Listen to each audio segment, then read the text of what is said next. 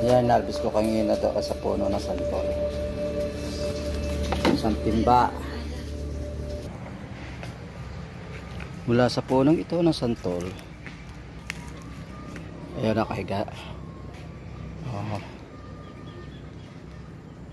Ito, santol na yan. Dito ako makit kanina. Ay, ay, ay. Ayun o. Dito ako nanungkit kanina. Hindi ko na i-video. Ayan. Pinitas ko na. Baka ma-overripe lang. Usawan ito. Ayan. Itong santoleto ay nabuwal. Pero hindi sumahid sa lupa.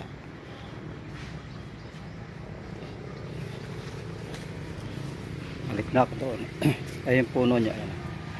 Nakabuwal. Ayan o.